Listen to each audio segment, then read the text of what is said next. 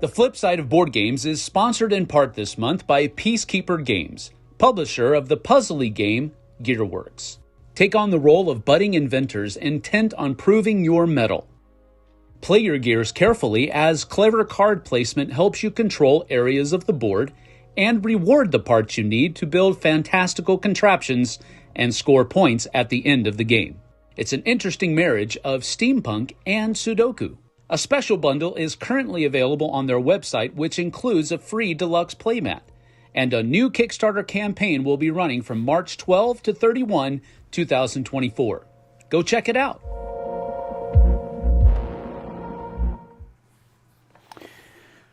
Well, hello everyone. Welcome. Happy Monday. It is Monday, in case you hadn't noticed.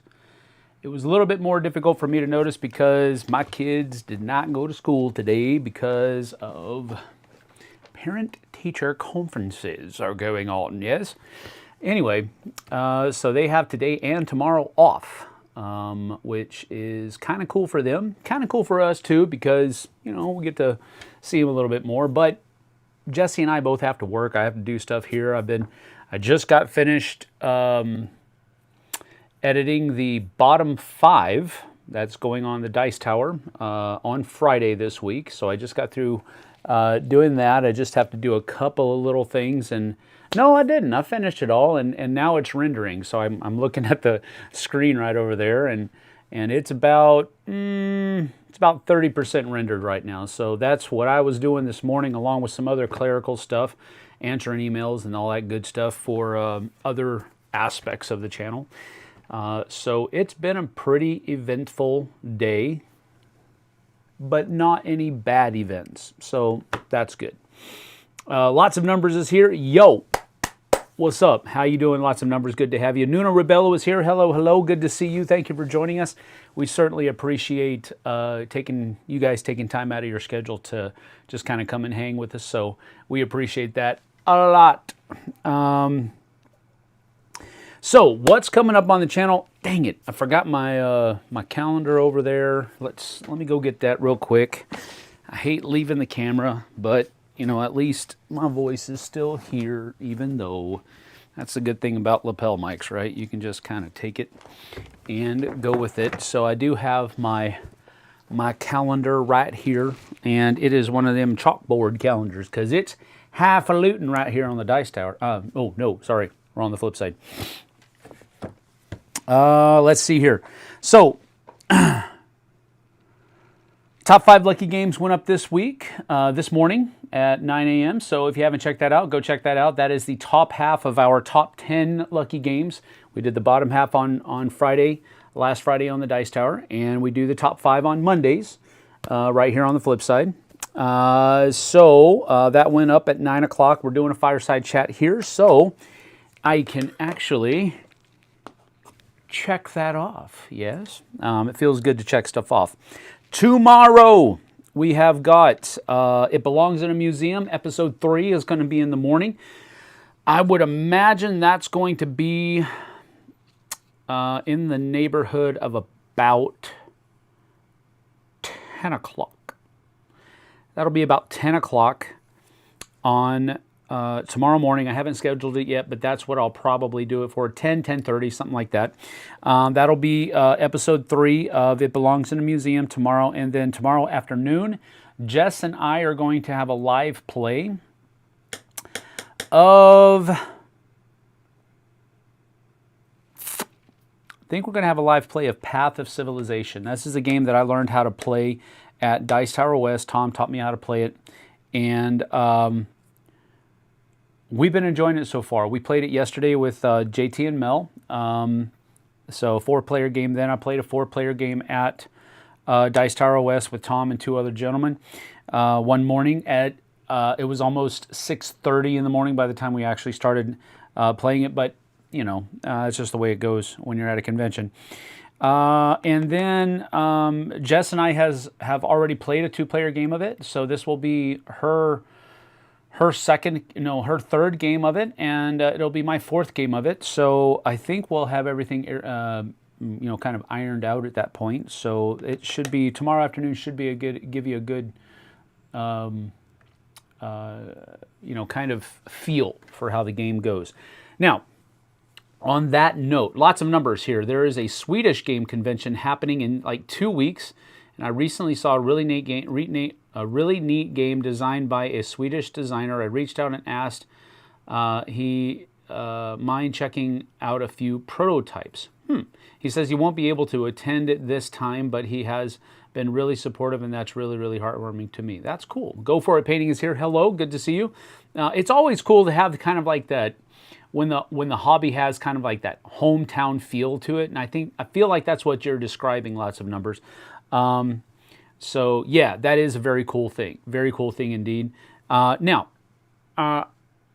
as I was talking about Path to Civilization and having things kind of ironed out, I did want to touch on something that, because JT and I played Dune War for Arrakis on Friday, and there were some minutia that we hadn't really kind of ironed out yet. It was only my second game of it, and it was his first game. And there were a lot of errors that happened in the game, which I apologize for, but at the same time, it was my second time playing the game. And there is a lot of minutia in that game. But it's all minutia. I think, and the reason I'm leaving that playthrough up is because I think it does give a good representation of how the game flows and plays. There are some things that we made mistakes on, and there has been one gentleman was very dutiful in pointing out a lot of the things that we did wrong, and I thanked him for it. But it did kind of prompt me to pin a comment on the comments for that thing that basically just says, and I can't even remember what I put in there, but it's of the effect that don't watch the playthrough for a how to play, as a how to play. Just basically sit down, and this gives a good idea of how the game flows and plays, and I really do believe that it does. If it was so drastically bad that it misrepresented how the game is played, I would egregiously misrepresented, I would take it down and just wait until we had a little bit more experience with it. But I don't think so.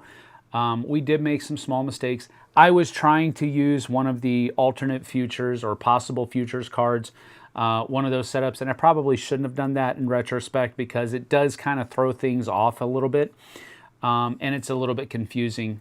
So that's my bad. But I did want to touch on that here, because I'm not blind to that stuff. I don't just throw stuff up and then don't read comments and all that kind of stuff. I listen to feedback. I listen to all of that, and I try to take it in stride. I will say that it does kind of, it's a little bit discouraging because we were super excited to get that to the table.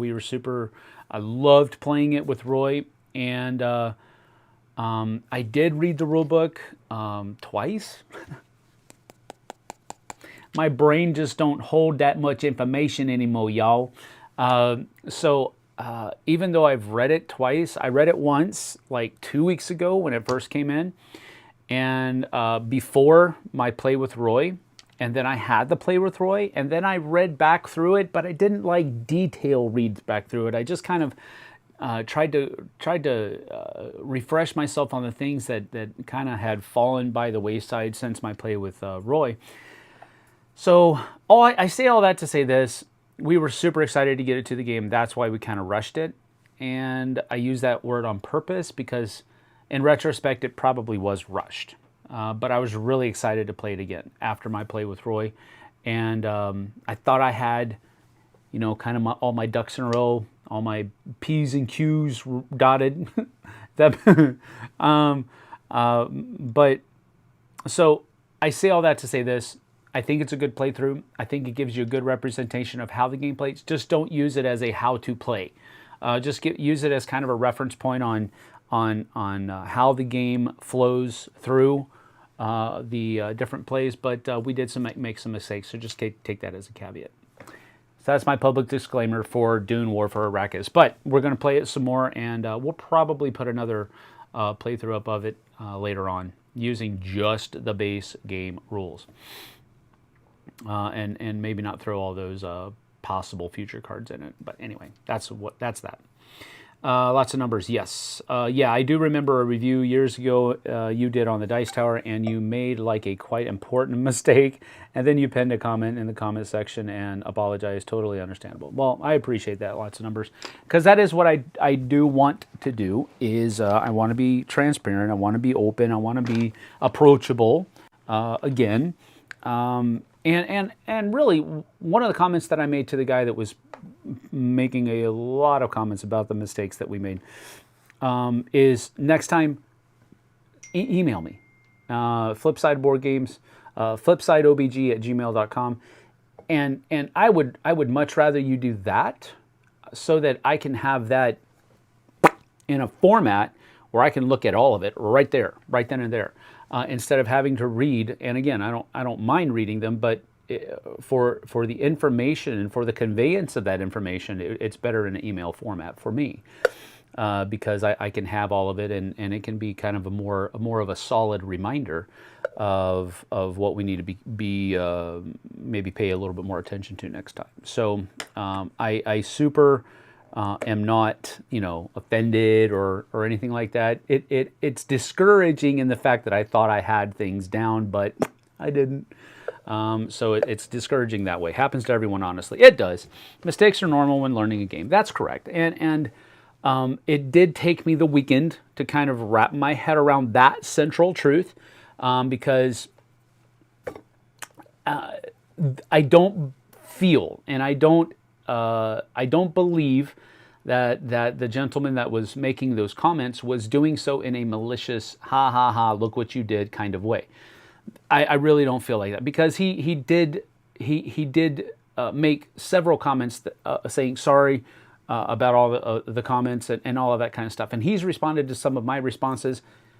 We're all good. I'm not there. But initially it was like, well, crap. I was so pumped. I wanted to give a good portrayal of the game, and it's just kind of a kick in the teeth sometimes. Not exactly, but that's a little bit of an overstatement. But it's just like, well, crap, And I wanted to do better, and so we will do better. We're always trying to learn. We're always trying to grow. Yeah, I just wanted to make a point of that. Should not happen on Paths of Civilization. Even when we were playing with JT and Mel yesterday, we had a couple head scratcher moments, and with me and JT passing the rule book back and forth. Well, what do you think that means? What do I think that means? How do you interpret that? And how do I interpret that? And we kind of got some things ironed out yesterday. Again, small things. General flow of the game is pretty good. But anyway, that's tomorrow, Tuesday. Wednesday, we're going to have a live review. I don't know exactly, because I've got a couple games that I'm tossing back and forth, so I don't want to say exactly what's going on. But we've got a Dice Tower review going up on the Dice Tower on Wednesday, and then I'll have a live review here going up as well. So look out for that. And then we'll have a live play of a live solo play on the 21st on Thursday. We'll see. Because I have Shores of Tripoli scheduled there, but I haven't even read the rulebook yet. So I'm probably not going to do that. I'm probably going to do something else that I do know how to play already. So we'll see. Bottom 5 2010 goes up on the Dice Tower on Friday, and then on Friday here on the Flipside, we'll be doing a live play of New York from Queen Games, what in the world, from Queen Games, and then JT's going to be talking about an event that he's going to be going to next week called the Atom event, ATOM. So stay tuned for that. John Bailey says, hi, Sam. I'm glad to see you. Hello, John. Good to see you. Thank you. Hope you're doing well. Keep up the good work. Thank you, sir. I appreciate that. And I will try to do the best that I possibly can. So that's what we've got looking this week. We will have a live Q&A again on Saturday. It should be back to our regular time around 9 a.m. Pacific time. noon Eastern time on the 23rd. So you can look forward to that. So that is our week in preview. So let me get this out of the way because we need some room. All right. So Monday. Yeah, Monday. I think it's going to be a good week. I really do. I think it's going to be good. We've got some cool things coming up. And happy St. Patrick's Day to everyone out there. I'm not wearing green today, but I was wearing 2 layers of green yesterday as I went to church. Had my green Sportsman's Warehouse hoodie on because it was a little bit chilly. And then I had my vintage Flipside of Board Games t-shirt on under that, which actually had green, orange, and white on it on a gray background. So I was sporting my green yesterday. Hope you were as well. We had corned beef and cabbage for our dinner last night. We had JT and Mel over. Jess was a rock star and knocked it out of the park. Corned beef and cabbage. She cooked our cabbage with some onions and some bacon, and it was. We had the corned beef cooking in the slow cooker all day. So it was made the house smell divine. And then, of course, had some potatoes in there as well. And it was just a great dinner. JT and Mel came over with their son Hawken, and the boys kind of played Halo split screen on the TV while we played Path of Civilization, and it was a good time. I enjoyed it. It was a good day. Jesse, Monday for sure. Yes, it is going to be a great week, to be sure. Thank you, Jesse. Jesse is at work right now. And she's going to be actually putting in a long shift because of some call-outs from her staff. So be sending her the vibes, the good vibes and prayers, because she's going to need it. She went to work at 6:30 this morning. She had to be at work at 6:30 this morning, and she will not get off until about 4:30. So, yeah. That brings me to another thing that I wanted to touch on. We were talking about some of the things that have happened at Jess's work on a Q&A on Friday and on Saturday rather.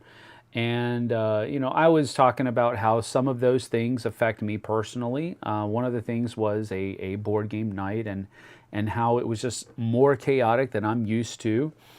And somebody took that the wrong way, and I don't mean to throw that on them like that, but it was definitely that. I was coming at it from the aspect of Jess is a rock star, and this is how she handles it, and she handles it with such grace, and she certainly does. She gives people a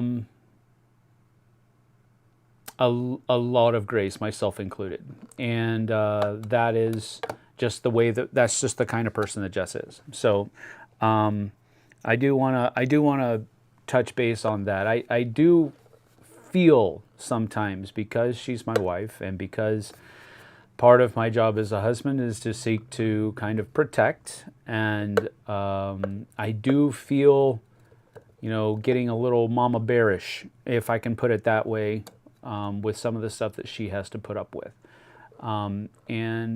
So yes, if something adversely affects her, it ticks me off sometimes. And so I have to be careful with how that comes off and comes out here. Maybe not the best medium for that to come out, but that's kind of what was going on.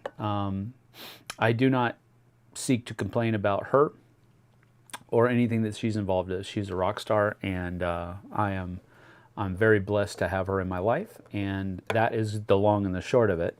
I will never complain about her or anything that she's involved in, because she's that cool about it, and she's that good at it. So take that for what it's worth. And I think we're caught up on everything that I wanted to say. I'll come up with some more stuff later. You are welcome. my love. I am continuing with my coffee, an Irish mocha. I don't even know if that's a real thing, but an Irish, we found, of all places, in Fred Meyer, we found McDonald's K-Pods, McCafe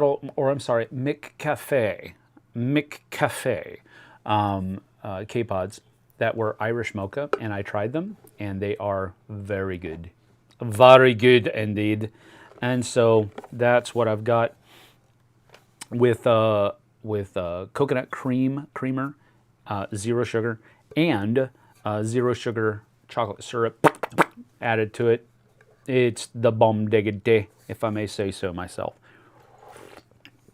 So that is that. All right, first things first, we have got a box. Boom! That was delivered this morning, and I have an idea of what it is, but we're going to open it right here and right now to take a look inside. And so there is that. Bum, bum, bum, bum, bum. I don't know what's... Oh, I can't show that side. Dang it. All right. I want to see what it is. I want to see what it is. Oh, it's not what I thought it is. Oh, but I like what it is. All right, cool, cool. Some folks said they was going to send this. This is not what I thought it was. We'll save that for later because it's still probably coming. Liberation Game Design from in Smyrna, Georgia has sent us a copy of the base game of Orange Shall Overcome. And this is really neat because this is a game about the Dutch resistance in World War II, which is a freaking cool theme, man. Yeah, Dutch resistance, the orange shall overcome. So this is actually pretty cool. I'm very looking forward to this. This is from Smyrna, Georgia, but the Liberation Game Design is actually based in the Netherlands. So that's pretty cool. Dutch Resistance Orange Shall Overcome is a scenario-based cooperative game about the non-violent Dutch resistance during the Second World War. In a period when most people were too afraid to oppose the occupying Nazi forces, some decided they did not want to sit idly by. They formed groups and found ways to sabotage the occupiers' plans. You are one of those resistance fighters. It's the beginning of 1943. Occupying Nazi forces have become more dangerous, subjecting you and other Dutch citizens to increased oppression. They constantly search your homes, take away your freedom, and send your family, friends, and acquaintances to Germany to do forced labor. Their fates are unclear, but you know they are suffering. You've had enough. You are determined to do something and will resist regardless of the consequences, even if it means death, because the situation has to change. It is clear you cannot do this alone. You have sought out others that share your views. Together you will form a resistance group and help to liberate the Netherlands. I am looking forward to this, and it looks like there is a pack of booster cards here. We'll look at that in just a few minutes. So let's see what we can see. Shall we? So we'll open this up, and these guys reached out to me, and you know they know my love of historically themed games. So I'm really looking forward to the Marcel Kohler. Looks like I like the cover. I like the cover a lot. Looks really cool. All right, so let's put that over there, and we'll go down to the second angle so you can kind of get an idea of, wow, there's a lot of stuff in here. All right, let's bring, this looks like a huge board. Looks like a huge board. All right, let me put it out so that you guys can see it. All right, so that's the board. It's not laying flat, so I apologize, but that gives you an idea of what the board looks like. Looks like there's different districts that you can play on, and there's different probably spots for different cards and so forth. So I like the look of this game already. That's cool. Is it double-sided? Ooh. Oh, maybe it is. I don't know if it is or not. It's got a. It definitely has a board, but I can't tell if it's just. No, it definitely has color to it. So it looks like there's two sides of the board. Interesting, like a muted side and a more colorful side. But I think they are depicting the same things. Yeah, it looks like it. Yeah, they're depicting the same things. It's just two different sides. So that's interesting. I think I'm going to be interested in finding out what the differences are. So let's take a look at some of this other stuff here, like the rule book. All right. Well, that's looks like wooden dice. More cards and stuff like that. So here is the rule book. So you have some simplified play. Use the alternative rules found on page 17 to play a faster, less complex version of the game. That's cool, actually. I like that. All right. So it gives historical backgrounds and so forth, and a list of the components. There's setup. Looks like it's well designed and well laid out how to set the game up. So that's cool.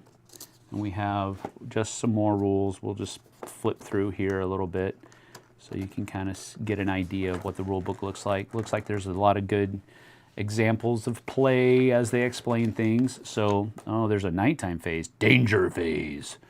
Dun, dun, dun. So simplified play, variety and scenarios. Cool. Looks like they've... Solo modes and solo variant. All right. Looks like that's how I'm going to be teaching myself the game. Commemoration and special thanks, and then credits down here. And then character information. So, cool. Looks like there are real characters from history that take part in the game. I love it. And then rule summary on the back. Great way to utilize space in a rule book. So here are some of the different scenarios. 1, 2, oh wait, let me see. 1, 2, 3, 4, 5. 5 different scenarios. And it looks like there could be some variety from what we saw in the rule book. So those are pretty cool scenario sheets. And here are some of the components. Let's just take them out and see. Ooh, what is that? Oh, okay, tuck boxes for cards. That's neat. And then we have some other pieces here as well that are out there. So, I like the orange dice. I like wooden dice. I do like wooden dice. And then these look like players. So 1, 2, 3, 4, 5 players. And then you have, looks like some other kinds of markers. So neat components. You know, not super flashy, but you don't always have to have super flashy stuff. Super flashy stuff is nice, don't get me wrong. But sometimes practical, letting the theme kind of flow out is neat too. So let's take a look at some of the cards here. There's a little tab here where if I can just get it to peel back. That's cool. I like these papers, man. It's not plastic. It's actually paper. It's probably recyclable. It's got a little bit of a plasticky feel to it though, so I don't know. Group 1, resources needed, challenging, basic. So basic, challenging, 2 different sides here. Raid cards, looks like. So raids can happen. Patrols, patrol cards. Oh, there's different colors. All right, so it looks like there's, for different zones, they have a different shape.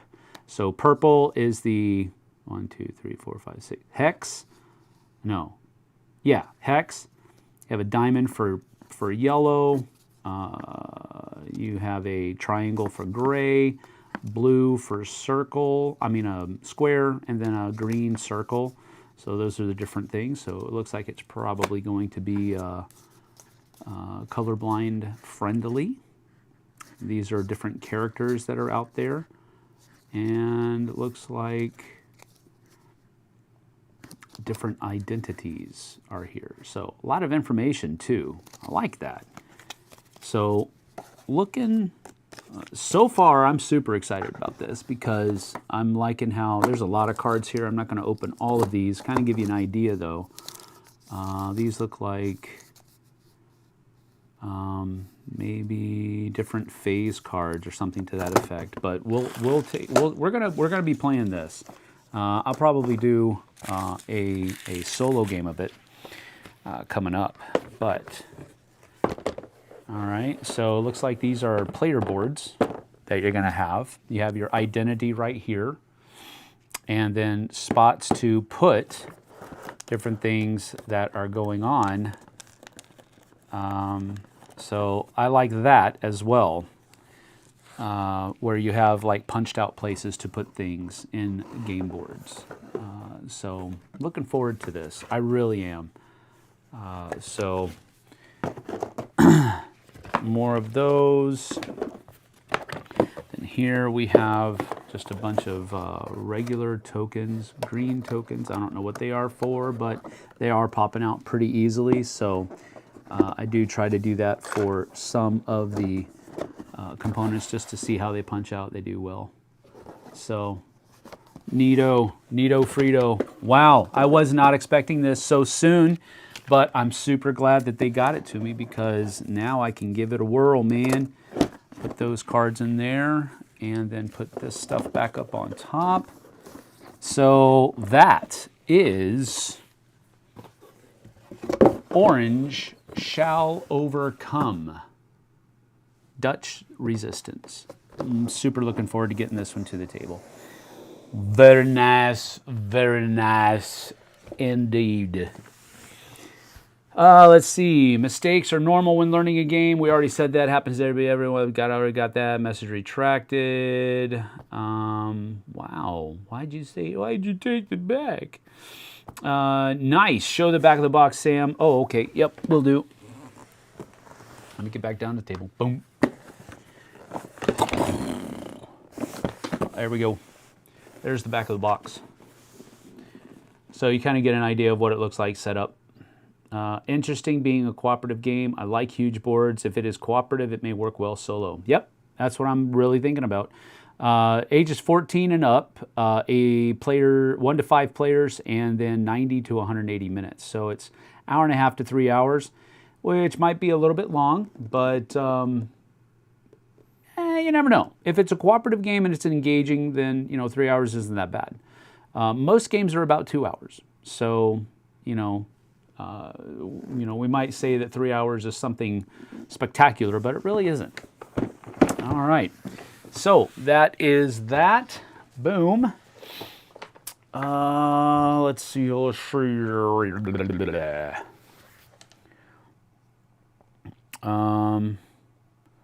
Just trying to. Yes. Sorry. That was a time-sensitive thing that I needed to respond to, and it was Jess. So. If you don't like it, you can lump it. You know what I'm saying? All right. If you guys have any questions, please feel free to just go ahead and ask away, chat away. Anything you want to talk about, what's going on in your life, that's cool too. What I'm going to be doing now, and again, this is kind of a real, just kind of a laid back, relaxed time where I'm just going to sit and chat with people. So that's where you guys come in. Let me know what's going on in your lives, what you might want to chat about, what you might want to talk about in the board gaming world, personally, whatever you want to do. I do not care whatsoever what we chat about. I've already kind of gone through a lot of the stuff that we're doing today. Sorry, Strider. I feel so bad. Sometimes I kick Strider's feet, but he likes to sleep right underneath me when he's in here. But that was the unboxing. Dutch resistance, orange shall overcome. Not what I was expecting. I'm expecting a Kickstarter delivery, and I thought it was that. But it wasn't. Michael Bumbolt. Sorry I hit the rules comment so hard. Michael, thank you for showing up. Do not feel bad. Do not feel bad at all. Do not feel bad. I've just been playing the game a ton. I was excited to see more stuff. Glad you put the video up. I know that came through. Your excitement came through. No worries whatsoever. But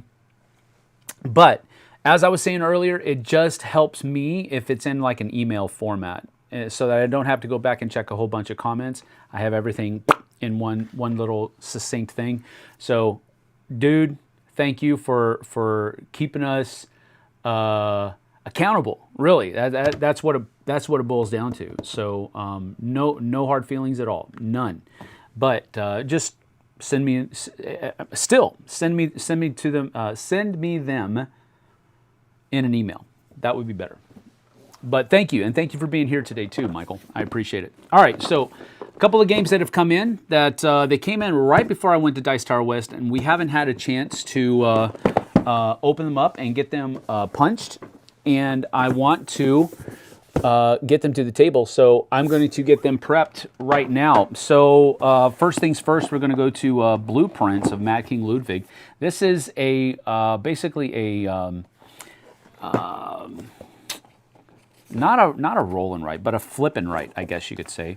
So we just have to get all these things popped out and put away and get it ready to play so that we can get this to the table.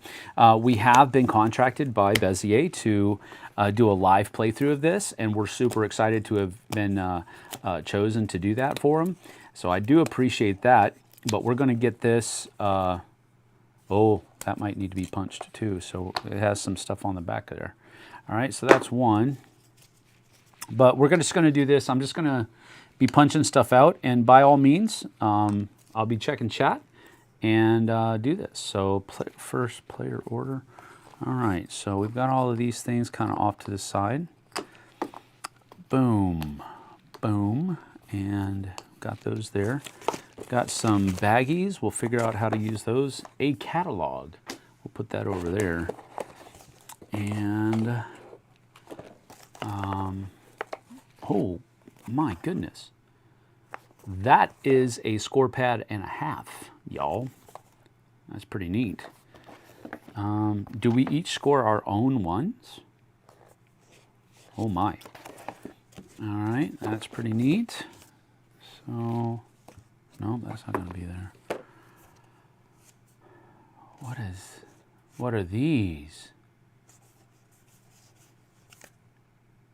Oh. Okay, cool. These are player aids. Neato Frito, man. All right, so that can go there. We've got more of these guys that we already punched out earlier. So put these over here. And the pencils. More tokens. Boom. And I don't know that we'll ever use this, but this was pretty cool. This is pretty cool indeed. It's a little castle-shaped eraser. And this brings back a lot of memories from my school days, my elementary school days. And so does this. Man, I remember, this is a pencil sharpener. I remember wanting the coolest pencil sharpeners when I was a kid, and I always got like the Walmart brand. I mean, it was not Walmart brand, but you know, I always got the generic brand. So I'm gonna get all these cards opened up, and I'm gonna be tackling the rule book here pretty soon. For it to be a flip and write, I'm not expecting a lot of difficulty here, but I think it's going to be fun at the very least. So we have a whole bunch of Royal Decree cards for every contiguous group of 2 or more same type rooms. So these are different points that you're going to be able to score and so forth, different goal cards. So that's neat. Then for each of your 5th rooms oh wow, Okay, so these are bonus scores, bonus cards. So you get 5 points for each of your 5-room cards, 5 points for each of your 6, 7, 8, 5 points for each round that you went last, up to 6 times. First times, 7 points for each of your first place tokens, I guess. If you have all 9 room types, you get 20 points. Wow. 15 points if you have 8 room sizes. All 8 room sizes. 4 points for each of your external entrances. So these are cool bonus cards. We'll put that over there. Oh, there's more bonus cards. But wait, there's more. All right. Let's see here. Do you happen to have a list of top 10 post-apocalyptic board games? No, we don't, Victor. However, because JT and I we're going to be doing this Friday. We're going to be recording, I think, 2 top 10 lists so that we can split them both up into bottom 5 and top 5. And we're going to definitely do 2011 because that's the next year. But we are trying to sprinkle in there some other games that are some other lists that are not just year based. And we were thinking about, so that's going on the list, buddy. That's going on the list because that's a cool theme. And I can think of 4 games off the top of my head that I would probably include on a list like that. So top 10 post-apocalyptic board games, definitely. Would love to see Shores of Tripoli. It's a great little game. Well, again, I'm going to see if I can. I'm going to read the rules probably tonight or tomorrow and then see if it's going to be something I'm going to be able to throw together. I want to play it because a lot of people have been telling me that the solo mode for Shores of Tripoli is really, really good. So I do want to try it. I just want to make sure I'll be able to show it well. Ryan Moore says, speaking of flip and right games, I played Super Mega Lucky Box. Super mega fun. And speaking of bingo, I recently played Karuba and enjoyed it. Cool. Thank you, Ryan. We've got more bonus cards here, so let's just get those. Oh, man, there's a lot of them. Dude. So 4 points for each of your chalice rooms. Your 5 points for each of your downstairs rooms, utility rooms, living rooms, activity rooms, outdoor rooms. Sleeping rooms is just a big Z. Courtyards, moats, smogwarts. If your castle has a mildly amusing name, you get 8 points. All right, cool. All right, these are neat. I like that. I love bonus cards. They're cool. Now, these are different kinds of rooms. 8-point rooms, 7-point rooms, 6-point rooms, 5-point rooms, I imagine. Or 5, 6, 7, 8. I don't know. Though maybe those are levels. Who knows? Let's see. What do we got here? More 5s. 4... 3,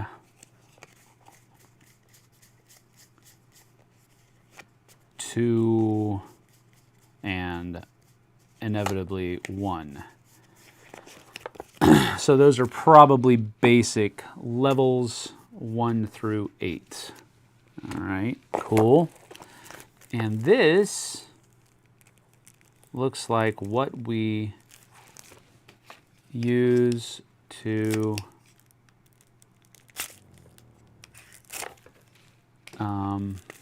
draw our rooms on. So these are the different sheets. Oh, that's cool. They actually have a really cool texture to them. It's not just like regular paper. It's like, I don't know if you can see it. It's like really, it's almost like translucent, but not exactly translucent. You can see through it.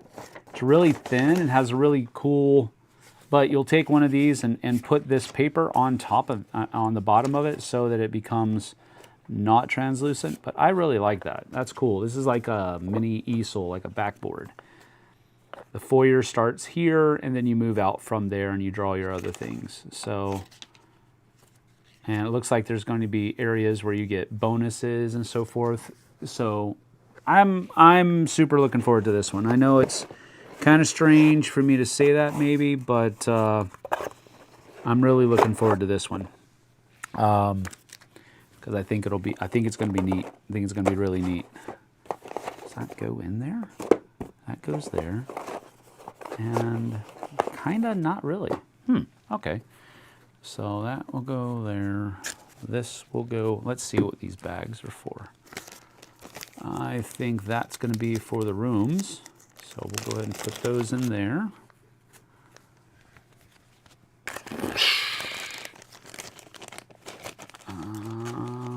Come on, you can do it. There we go. All right, that's in there. So that will go in there like that. And then we've got our bonus cards in here. Thinking, yeah. And our royal decrees with this little baggie.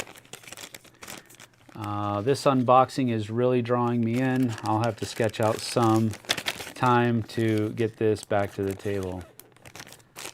Since you like the war theme, how about top 10 based on that, excluding fantasy space and the likes? Good one.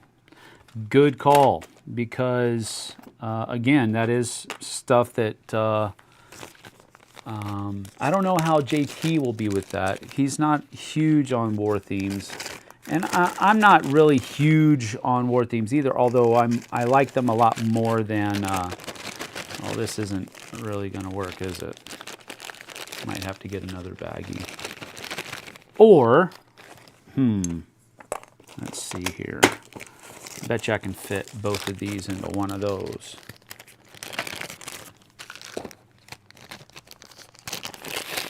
So let's do this.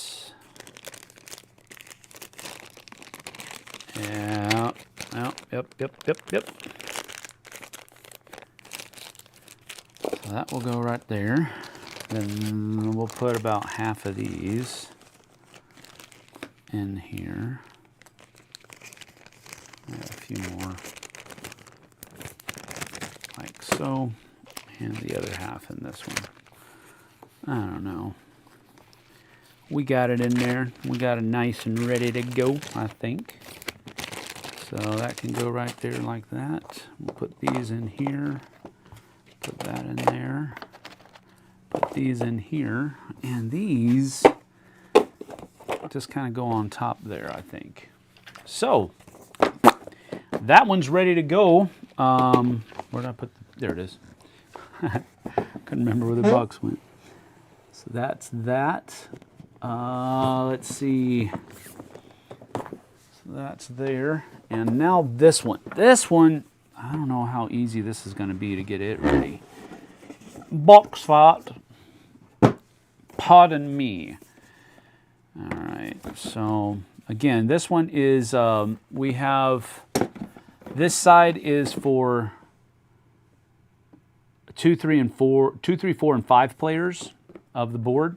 And then I think this side is the 2, 3, and 4 players. So that's for you can use any of these.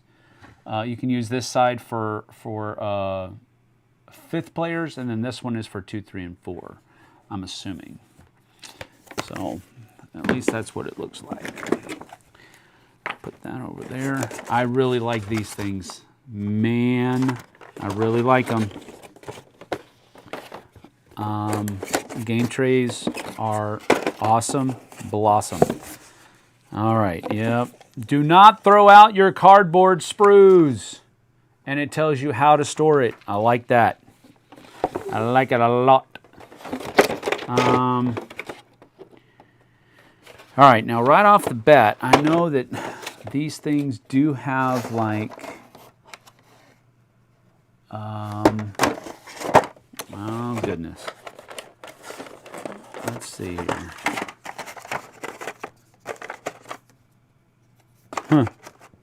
All right.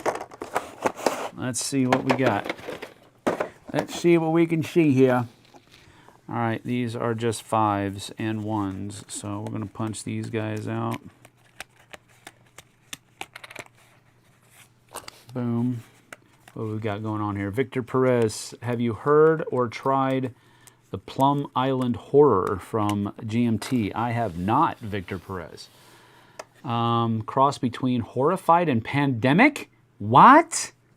That instantly sounds interesting to me. I will look it up. Thank you for bringing it to my attention. The Plum Island Horror. That is actually, that sounds, Horrified and Pandemic, a cross between those things, that sounds really neat. Okay. So that one's done.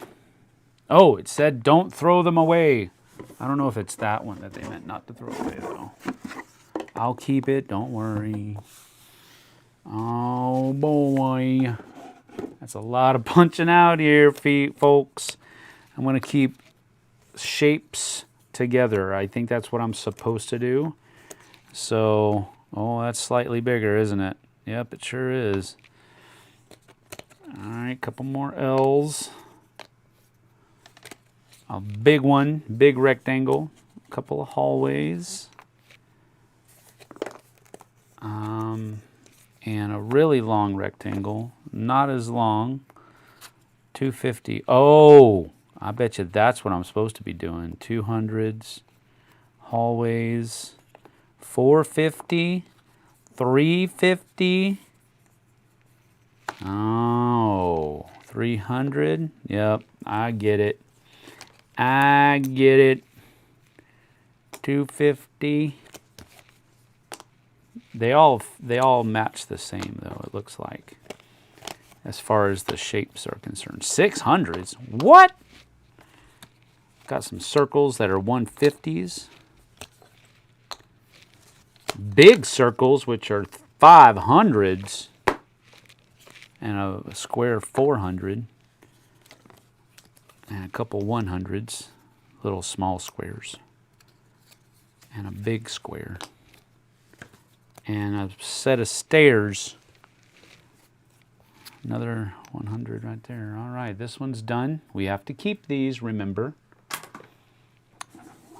What else is going on up there? Jason Likens, hey, howdy. Eating Bob Evans breakfast for dinner and watching some good unboxing. That's right, Jason. All right. Sounds good. Bob Evans, huh? Bob Evans is good eating. Speaking of good eating, I was loving that. I was loving that corned beef and cabbage yesterday. I can't tell you enough how much I was loving that stuff. All right, got 600 there. Couple of 500 circles, big 400 squares, a couple more hallways. Are those longer hallways? Nope, they just look like it. 250, a couple more hundreds,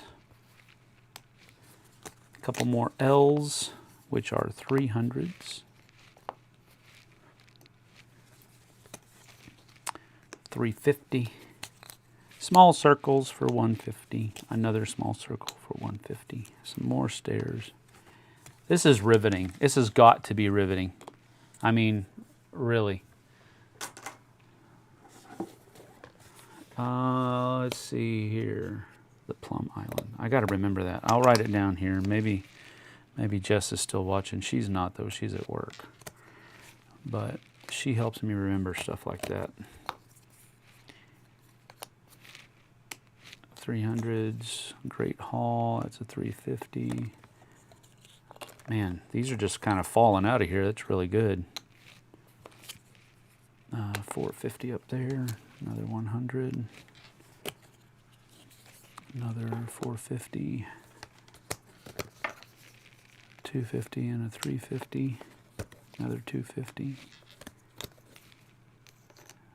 I'm trying to hurry, y'all, because I can't imagine this is very interesting.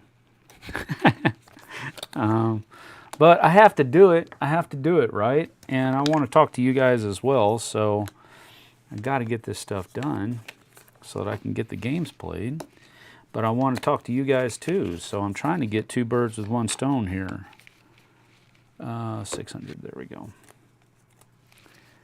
And no, I don't dislike birds. I'm not trying to hit it, kill birds. It's just a manner of speaking. Some stairs and another 150. And that's all of that. Kids are going to love these things. Jesse's been taking all of our cardboard punch outs and doing things with them at the school, letting the kids use them for stencils and that type of stuff, and they've been loving it. She also that build a fort thing that I thought was the dumbest thing in the world. It's not. They love it. They absolutely love it.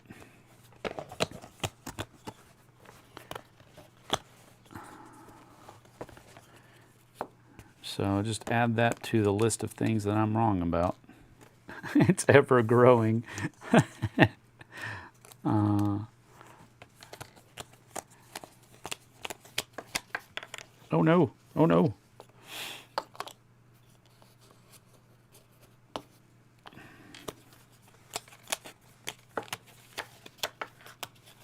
Almost finished.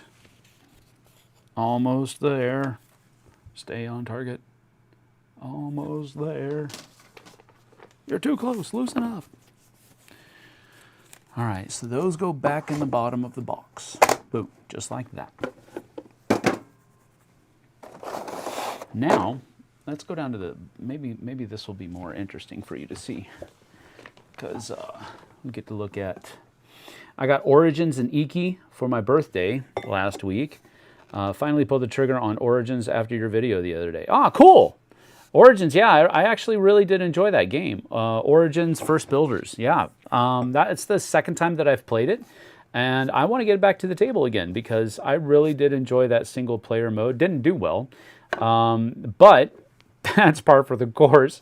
But I think JT enjoyed it. I want to get another play of him and I doing it at least, maybe some other people, because I think that's a game that we will do better at. New art in this version is such an improvement. You know, it's funny that you say that because I just was at Dice Tower West, and unfortunately, this was one of the games that was on their overrated list because of how not good it looked, speaking specifically of the artwork. But I will say that these tiles are really nice. I like them. I like the color that's on them.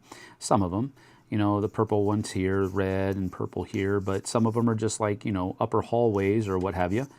And I do like how they look. So that's pretty neat. But that goes in there. Then we have the 300s, which kind of look like this. A bunch of different kinds of hallways on them and so forth. I'm trying to show a little bit. You're probably not, you're probably too far away to really get a good look at them, but they do have a lot of, you know, laundry room with the dry lines out. I think that's a pretty cool thing. But we've got 300s there. Why do they have 2 spots for 300s? Maybe half and half? How many are there? 1, 2, 3, 4, 5, 6, 7, 8, 9. 1, 2, 3, 4, 5, 6, 7, 8, 9. So they can't be split evenly. So we'll put 4 in one and 5 in the other. That just seems wrong, but I'll do it. Hallways. Hey, hey. I know where those are.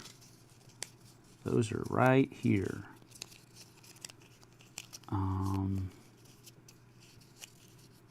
Hallways, just like that. And then we have stairs right next to it, but there's 2 spots for stairs. So we'll put 3 in one. Bing, bing, bing. and 3 in the other. Bing, bing, bing. And we have 250s here, so there's 2 spots for them. 1, 2, 3, 4, 5. Again, there's 9 and 2 spots. Oh, let's put them over. Let's turn them over. Oh, that's a cool thing about it. Bink! They have the little divots on them.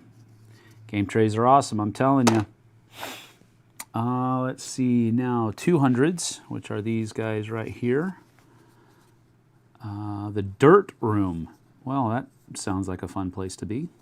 Sleeping room, chalice room, wash room, utility room, solar room, meat locker, nap room, food prep. So there we go, 200 and 200. There we go, and then we got 2 groups of 150. 2, 3, 4, 5, 6, 7, 8, 9. This is really, really hurting my brain. And then 100s over here, a buttery, a cloakroom, a broom closet, a pantry, a pink cabinet, a powder room, a focus room, a lilac cabinet, and a larder. I don't know what a larder is. But we got 100 and 100. So that looks like that's that. So these go away. And they stay. That's pretty cool. Keep that right there. What do we got here?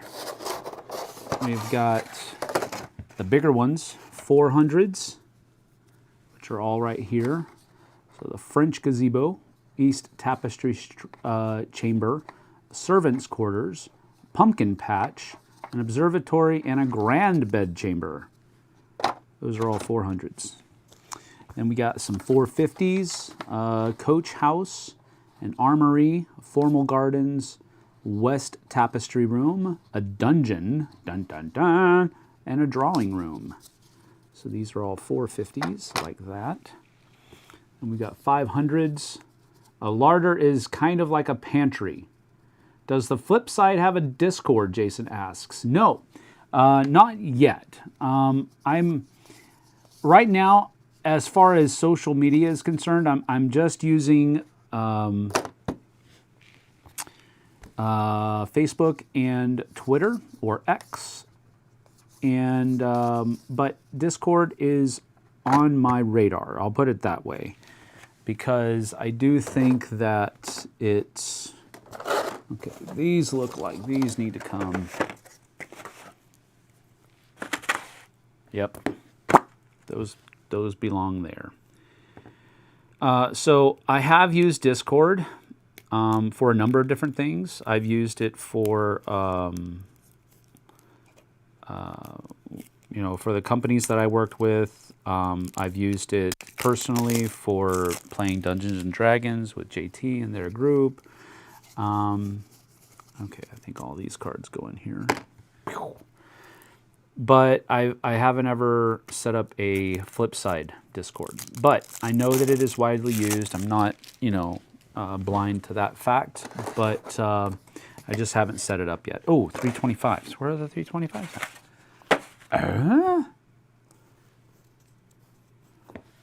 What? I didn't see any 325s. Where are the 325s? Are they somewhere else?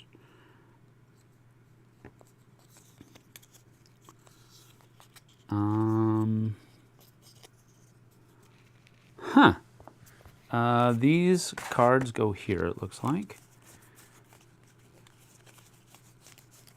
Yeah. So we get a couple of things for those, just like that. Though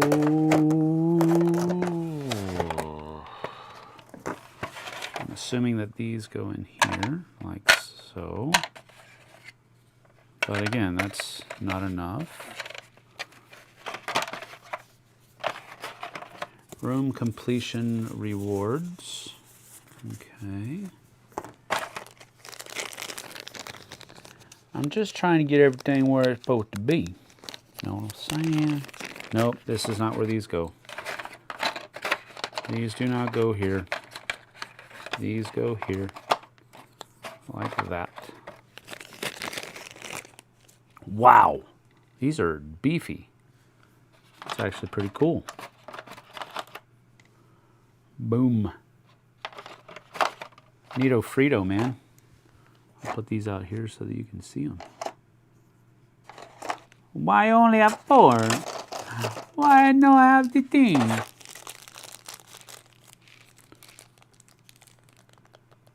Ah, come on. Plastic bag.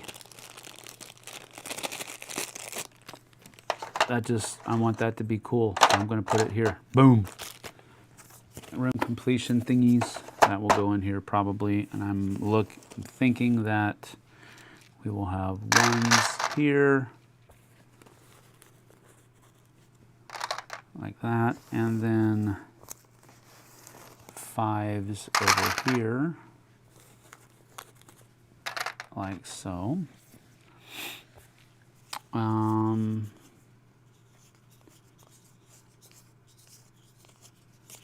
Oh.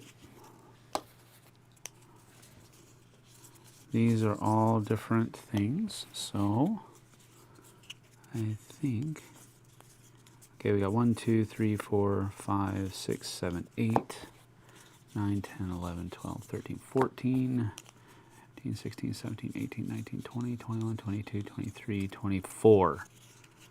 All right, so 1, 2, 3, 4. 1, 2, 3, 4, 5. 1, 2, 3, 4, 5. 1, 2, 3, 4, 5. All right. So this goes here like that. I really like these game trays. I don't know what these cards are for. Am I missing something here? All right, what does it say? Let's read. Punch out, push all the pieces, game trays, and attach lids to them. Top sheet is punch out sprues. We want to acquire the expand. Oh! Place this sheet on top of the punched out sprues. You'll want it after you acquire the expansions box. So I'm assuming that these are expansion spaces. Okay. Place the folded scoreboard on top of the game trays. Place the rules on top of the folded scoreboard. Take Bezier Games catalog out of the box and peruse it at your leisure. Thank you for telling us that. Everything in the Castles expansions box will fit into this base game Castles box. Here's how. Yeah. Okay. This all makes sense. Okay. So this is going to be expansion spots. I imagine. So I'm kosher. I'm down. So everything fits in there like that. We'll put this on top of the punch boards as it said. And we'll put this down there just like that. Then we've got to have this and this, this, and this. Then this goes on top of that. Or we could do this actually. And then that's on top of that. And that's ready to go as well. So that was the new version of Castles of Mad King Ludwig. Looks divine. All right, we'll go back over here. All right, Fort Circle Games is putting out Halls of Montezuma as a follow-up to Shores of Tripoli. Now that I'm looking forward to as well. Yep, 325s are in the expansions box. Yep, that's what I figured. That's what I figured. All right. Well, that is that. 3 o'clock, 3:13 actually, a quarter after. See if, as long as I'm not missing anything here. Never mind, he does not have time. Oh, well, that sucks.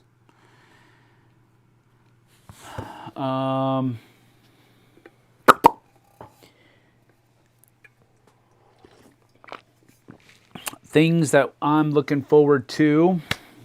Halls of Montezuma sounds cool. I've got the Sixth Realm over there from Final Frontier. It's a prototype, so I'm not going to really bring that much attention to it. But the Sixth Realm, get this, y'all, is a game that is designed by Seth Jaffe and Michael Dunstan. Sixth, Realm.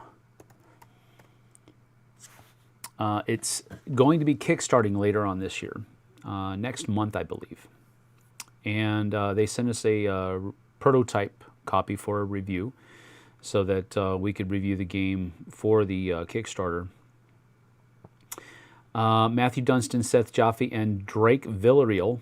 Artist is Mihailo Dmitrievsky, the guy who's doing a lot of the Garfield games, the Miko. And this has a, oh no, I'm sorry. I thought it was a 3.87, but no, it is a 4 out of 5. JT is going to love this game, I think. That is right down his alley. Now, whether or not it might be too much, because he was just telling me the other night how he feels like he's getting soft because Paladins of the West Kingdom made his brain hurt the other day. And he actually has a thought he doesn't think he wants to teach this game to anybody else. So hopefully the Sixth Realm will be able to do it. We will. We're going to do it. But a 4 out of 5. My goodness. What have I got myself into? I really got this because I really think that JT is going to love it. I don't know how I'm going to do with it because I'm not really a 4 out of 5 type person. Even I don't even think Twilight Imperium 4 is a 4 out of 5. I think it's a 3 point something. So this might be something else. But we're going to give it a fair shake. We're going to play it. We're going to try to play it multiple times so that we can do well in the review. But that's just off the board, off camera over there.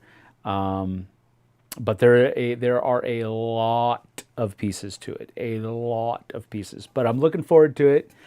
Also looking forward to getting Castle of Mad King Ludwig Plague and Blueprints of Mad King Ludwig. We do have some other games that are coming up as well. But we'll save those for another time because these fireside chats I want to keep them around an hour, and we're already at an hour and 15 minutes. So I will do this. Give me some lightning round questions, okay? Lightning round. If you're not familiar with what lightning round is that you give me 2 things that I have to choose from. It could be something like liver and onions, or maybe I'll say both together, liver and onions, that kind of thing. But I have to either give you one that I prefer over the other, or I give you a third more viable option, in my opinion. So let's go ahead and do that for just a few more minutes, and then we'll be done. It's a fun way to kind of close out the time. Nothing real groundbreaking, of course, you know that. But tell me what you think. Tell me what you think. Let me see. And while you're doing that, I'm going to go back and see if I do want to. I am going to do this real quick. I'm going to write down those things that I will forget if I don't write them down. The top 10 suggestions and the name of those 2 games that you guys talked about, so I can look into them. All right, let's see here. I'll just use the back side of this. So Halls of Montezuma, that's going down.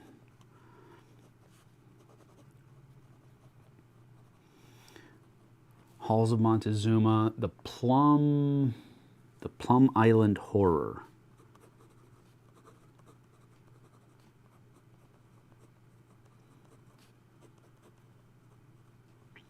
That sounds really interesting, actually. And then top 10 suggestions.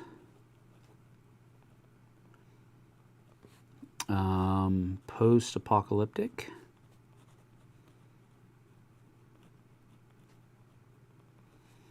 and war-themed games.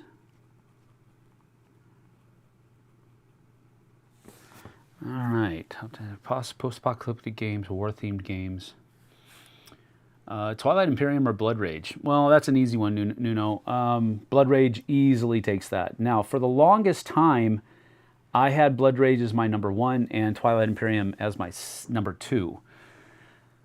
Twilight Imperium has slipped drastically down to, I don't know, somewhere around the 70s or 80s because I just can't get it to the table very often. And I used to not use that as a factor, but the more, the older I get, the more time I'm in the hobby,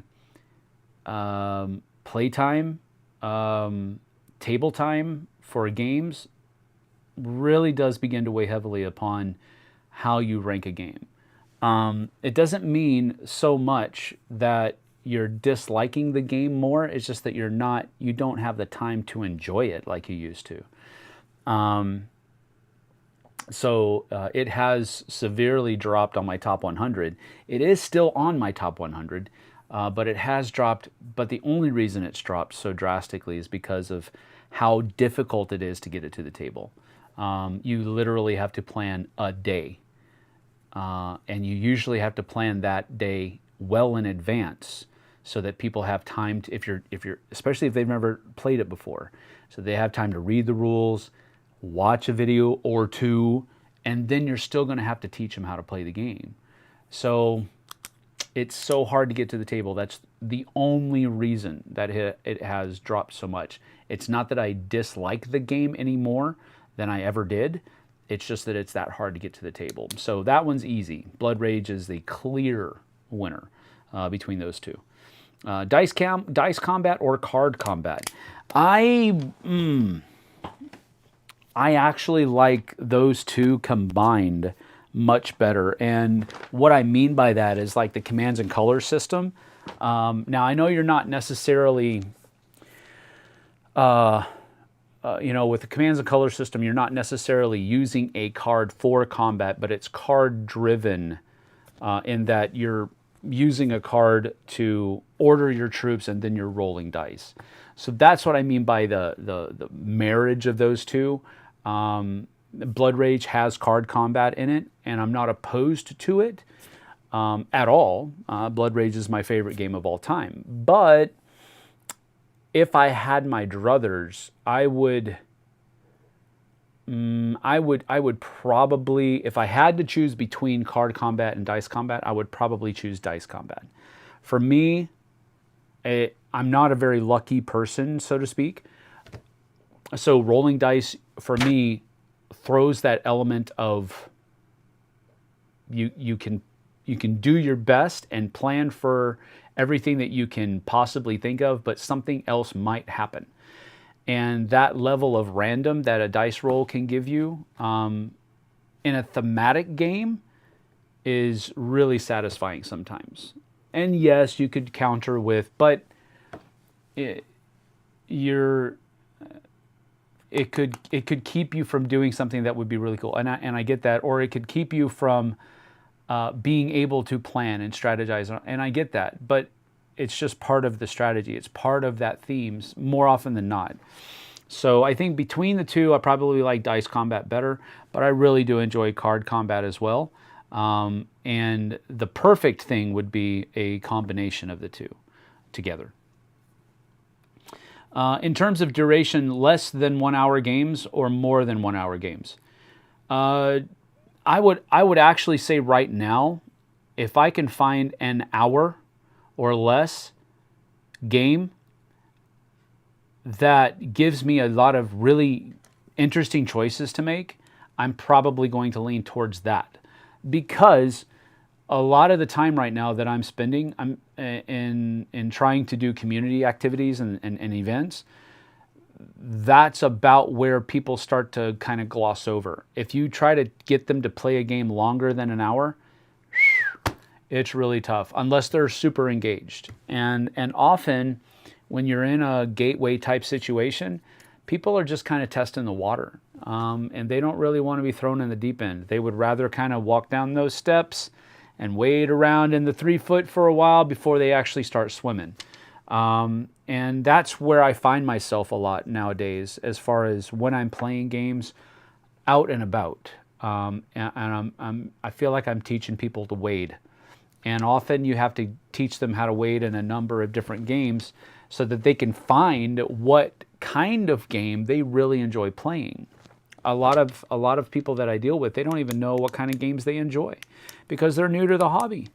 And you ask them what they've played, and more often than not, it's I played Monopoly as a kid, I played chess and checkers, and so you've got to give them a few games, and sometimes cooperative games are the best because they can explore different mechanisms without feeling like they're being pitted against somebody else.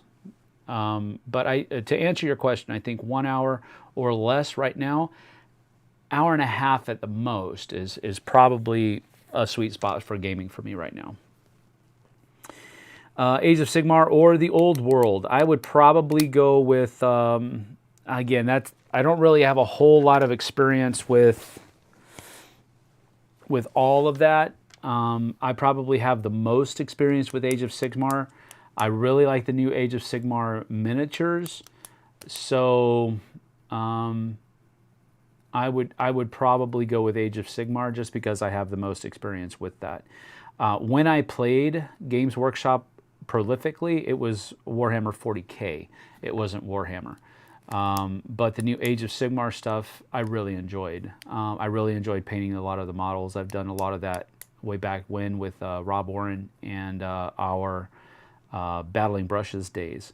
So you can go back and check those videos out. And we did when Age of Sigmar came out, the new rule set, we did one of the, he painted half and I painted the other half of one of their big game boxes.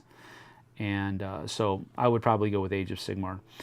Great play of a strategy game with a few players or a great party game with a bunch of people. That's a good question, Ryan. Personally, I would go with the strategy game. I'm not a huge party game person. That's not to say that I won't enjoy a party game with a whole ton of people. I have. Green Team Wins is a great version. A great example of that. Telestrations, another great example of that. I really enjoy those kinds of experiences, but if I'm going to choose what's going to happen, then I'll go with a strategy game with just a few people, because that's what I really enjoy playing. Usually I like the themes of those strategy games, and I like immersing myself in those themes. And the party games are fun, don't get me wrong. I think that's one of the reasons why I like Deception, Murder in Hong Kong so much, because it definitely has the rule set of a party game, but it has a lot of theme packed into it, especially when you get 8 players at least, and you get all of those different roles that are involved there. I really enjoy that a lot. So that's kind of a marriage between your two sides here. But if I had my druthers, I would go with a strategy game with fewer people to have a good time. Metal coins or poker chips? I really like metal coins. Poker chips are they're okay, they're good. Don't get me wrong, and I think they're a great component for quality. But if I'm going to choose, I want some metal coins. I'd rather not have poker chips. But I don't dislike poker chips. I just like metal coins better. Diplomacy, no dice or cards. I will basically say no diplomacy. I do not like diplomacy as a game. Ruining friendships since whenever it was made, that's a good motto for that game, because it's basically a game where you use diplomacy only until you're ready to lie to somebody and stab them in the back. I just don't like that game at all. So that's my third. Cruiser or sport bike? I would probably go with a cruiser. I'm not a motorcyclist or I don't even ride really bicycles that much anymore. For a longest time, I was too heavy for a bicycle, and I'm probably not anymore. But I'm so far out of it, I'm so far removed from it that it's not a part of my lifestyle anymore. Now, with motorcycles, I'm not a motorcycle rider either, and I don't really have any desire to. But if I were to get a motorcycle, it would definitely be like a Harley or a Chopper or something like that. I am not someone who has to go a million miles an hour with, a piece of metal and an engine strapped between my legs. If I'm going to ride a motorcycle, it's going to be a cruising type thing. But yeah, you enjoy more teaching a game or being taught?